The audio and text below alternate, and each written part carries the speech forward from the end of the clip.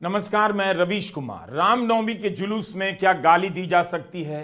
क्या गालियों से भरे नारे लगाए जा सकते हैं? ऐसे गाने बज सकते हैं जिनमें गालियां हो?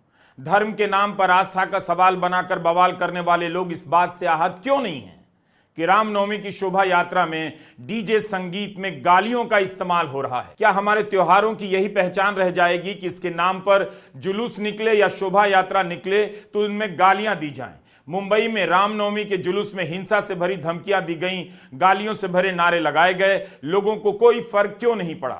पत्रकार और एच पॉप के लेखक कुणाल पुरोहित ने एक वीडियो रिकॉर्ड किया है। एक नहीं बल्कि कुणाल ने कई वीडियो रिकॉर्ड किए हैं। मुंबई के सांता क्रूज इलाके से गुजर रहे इस जुलूस में जो गाना बजाया जा रहा था, जो नारे लगाए जा रहे थे, उसमें गालियां दी जा रही थीं। क्या राम की शोभा यात्रा में दूसरे समुदाय को गालियां दी जा सकती हैं सिर्फ इसलिए कि गाली देने वाले धर्म की रक्षा का झंडा उठाकर घूम रहे हैं? क्योंकि गाली देने वाले उस राजनीतिक दल के काम आ सकते हैं जिसकी सरकार होती है। अगर नहीं तो फिर सरकार ऐसे लोगों के खिलाफ कार्रवाई क्यों नहीं कर रही है? गाली देकर किसकी मर्यादा से खिलवाड़ हो रहा है? इस बात से हिंदुत्ववादी क्यों नहीं परेशान होते? क्यों मौन रह जाते हैं? क्या इसलिए कि उनके लोग हैं, उनके फायदे के लोग हैं? जो पुलिस कुणाल कामरा के पीछे लगाई गई, क्यों नहीं उस पुलिस को इनके पीछे लगाया गया और एक्शन लिया गया? क्या औरंगजेब के नाम पर रामनवमी की जुलूस में गालियां दी जा सकती हैं? अगर वो गालियां मुसलमानों को दी जाएं तो क्या उन्हें मंत्र का दर्जा मिलेगा? राम का शांत रूप, विनम्र रूप, मर्यादा रूप, किसी के प्रति कटुता का इस्तेमाल ना करने की तमाम मिसालें सबको अक्षरशः याद है। फिर भी किसी ने इन लोगों पर कोई सवाल क्यों नहीं किया कि आप गाली देकर रामनवमी की शोभा यात्रा का क्या हाल कर रहे हैं? क्या ऐसे लोगों के भरोसे धर्म की रक्षा होने वाली है? इतने सुंदर सुंदर राम भजन हैं, वो क्यों नहीं बजाए जाते? उनकी जगहों पर गानों में गालियां भरकर कैसे बजाई जा सकती हैं? और ऐसे गाने तैयार किए जाते हैं जिन्हें कुणाल ने हिंदुत्व पॉप कहा है। धर्म के रक्षक बनकर इतने नेता टीवी पर बोलने आ जाते हैं। क्या आपको कोई भी नेता दिखा जो कहता हो कि डीजे के गानों में गाली नहीं होनी चाहिए क्योंकि शोभा यात्रा तो राम की है? ये मौन समर्थन किसके लिए है और किसकी कीमत पर है? क्या इस तरह हम अपने त्योहारों को ऐसे उदंड लोगों के हवाले कर देंगे?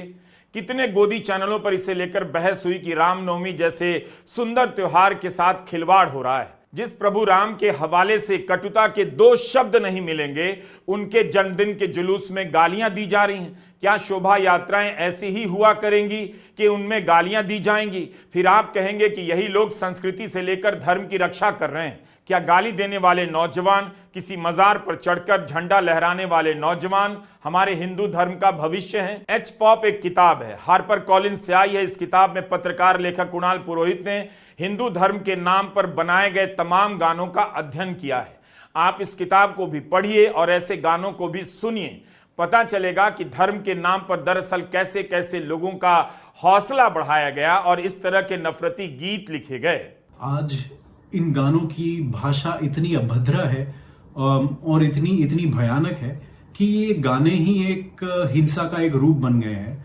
और शायद आपको सड़क पर हिंसा ना दिखे, लेकिन जब आप एक समाज के बीच में जाके उस समाज के बारे में इतनी अभद्र टिप्पणी करें या फिर उनके बारे में इतने बुरे शब्द कहें गानों के जरिए, तब वो गाना ही एक हिंसा बन जाता है और हिंसा का एक स्वरूप बन जाता है।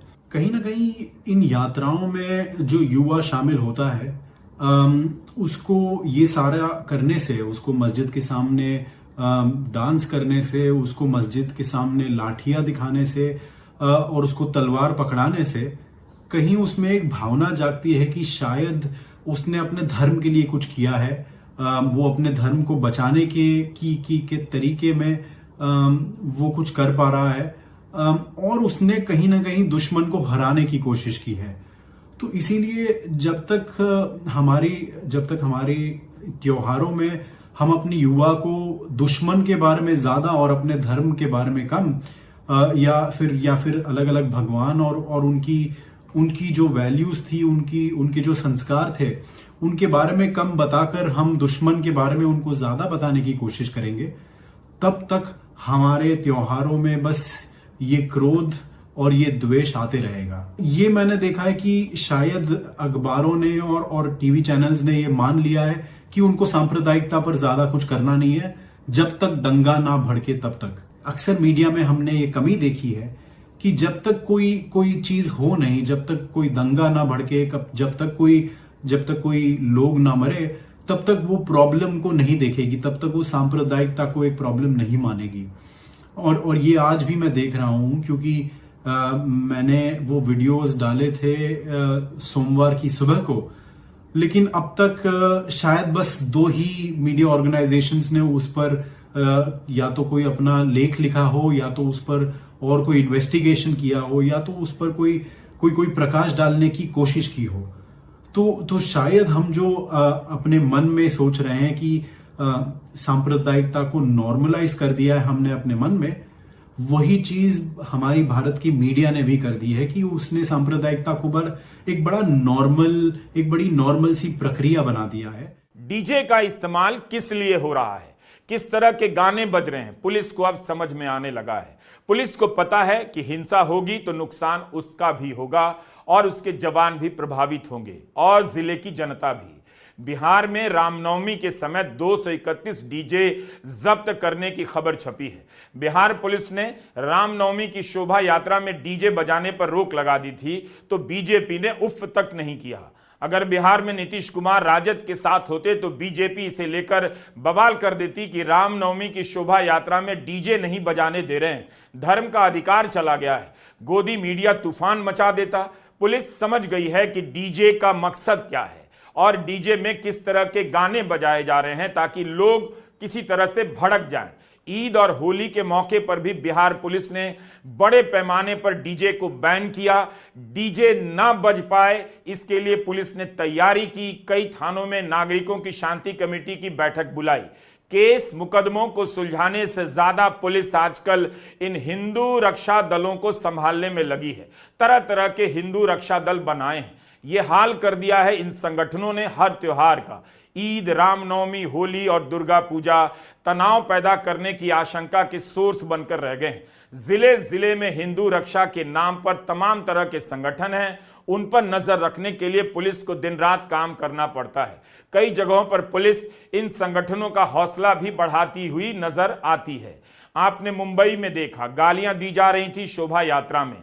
हम सुना नहीं सकते क्योंकि ये गाने हैं और इनमें म्यूजिक है, इनका कॉपीराइट होता है। जिन्होंने रामनवमी का उपवास किया है वो किसी को गाली कैसे दे सकते हैं। कानपुर में भी पुलिस ने डीजे बंद कराया तो पुलिस के खिलाफ प्रदर्शन होने लगे। अखबारों ने यह नहीं लिखा कि किस तरह के गाने बज रहे थे। अखबार की हेडलाइन में कभी इन्हें राम भक्त लिखा जाता है, कभी लिखा जाता है हिंदू संगठनों का हंगामा। बिहार में भी आरा सहित कई जगहों पर डीजे बंद कराने की खबर छपी है। वहां भी कई जगहों पर पुलिस से झड़प हो गई इन मामलों के दौरान। बिहार के वैशाली में डीजे बैन के खिलाफ प्रदर्शन हो गया। हिंदू एकता बल ने हाजीपुर मेहनार चौक पर जाम लगा दिया क्योंकि पुलिस ने डीजे जब्त कर लिया था। त्योहारों के आसपास आप कभी पुलिस वालों की जिंदगी में झांक कर देखिए, कितनी हालत खराब होती है। दिन रात उन्हें गश्त लगानी पड़ती है कि उनके इलाके में हिंसा ना हो जाए। हिंसा भड़काने की कौन कोशिश कर रहा है पुलिस को ठीक ठीक मालूम है। अगर इन्हें सत्ता का राजनीतिक संरक्षण नहीं होता तो पुलिस इन पर मिनटों में काबू पा लेती। सीसीटीवी, ड्रोन कैमरे लगाकर रामनवमी की शोभा यात्रा की निगरानी हो रही है। यह हालत कर दी है इन संगठनों ने रामनवमी की। लोग समझ गए हैं या इन बातों से अब किनारा करने लगे हैं, इस पर फैसला देने की जरूरत नहीं। लेकिन यह जरूर दिखाई देने लगा है कि इतने उकसावे के बाद भी रामनवमी का दिन शांति से गुजरने लगा है। जरूर कुछ शर्मसार करने वाली घटनाएं हुई हैं, लेकिन व्यापक रूप से देखिए तो जनता रामनवमी के दिन अब उकसावे में नहीं आती। आप 2-3 साल पहले की खबरों को निकाल कर देखिए, पता चलेगा कि रामनवमी के दिन या आसपास किस तरह से तनाव पैदा किया जाता रहा है। कितने चैनलों पर इन दिनों बहस हो रही है कि यूपी के मुजफ्फरनगर में काली पट्टी बांधकर किसी ने प्रदर्शन किया तो वह अपराध नहीं हो गया। ऐसा करने पर प्रदर्शन में शामिल लोगों से 2-2 लाख का बॉन्ड भरने के लिए कहा जाएगा, तब फिर किसी नागरिक के पास अधिकार के नाम पर क्या बच जाएगा? क्या हमें यही भारत चाहिए? वक्फ का कानून पास हुआ है, प्रदर्शन करने का अधिकार तो खत्म नहीं हुआ है। मीडिया में खबरें छपी हैं कि मुजफ्फरनगर में वक्फ बिल का विरोध कर रहे कई लोगों को पुलिस ने नोटिस भेज दिया। कुछ लोगों को 2 लाख का नोटिस भेजा गया है। 28 मार्च को वक्फ बिल के खिलाफ शांतिपूर्ण प्रदर्शन कर रहे लोगों ने अपनी बाहों पर काली पट्टियां बांधी, वो भी मस्जिद के भीतर। अब जिला प्रशासन ने इनके खिलाफ कार्रवाई कर दी है। सीतापुर में भी इसी तरह की कार्रवाई हुई है और मीडिया में छपी खबरों के अनुसार ईद के मौके पर वक्फ बिल के खिलाफ प्रदर्शन करने वाले 60 लोगों के खिलाफ कार्रवाई की गई है। प्रदर्शन करने वालों में अधिकतर इमाम और मौलाना शामिल थे। शांतिपूर्ण प्रदर्शन करने पर एसडीएम कार्यालय ने कार्रवाई की। लखनऊ में प्रदर्शन करने वालों को 1-1 लाख का नोटिस भेजा गया। जिन्हें नोटिस मिला उनमें समाजवादी पार्टी के कार्यकर्ता और नेता तक शामिल हैं। लखनऊ में दिवंगत शायर मुनव्वर राणा की बेटी को 10 लाख का नोटिस मिला है। द वायर के उमर राशिद ने रिपोर्ट किया है कि नोटिस के मुताबिक पुलिस को शक है कि सुमैया राणा शांति भंग कर सकती हैं, इसलिए उन्हें पहले ही नोटिस भेज दिया गया है। जनपद मुजफ्फरनगर में शांति व्यवस्था कायम करने के लिए ऐसे असामाजिक तत्व जो जनपद की शांति व्यवस्था को बिगाड़ सकते हैं, इसमें से लगभग 300 से अधिक लोगों को चिन्हित किया गया था और उनको बीएनएसएस की धारा 106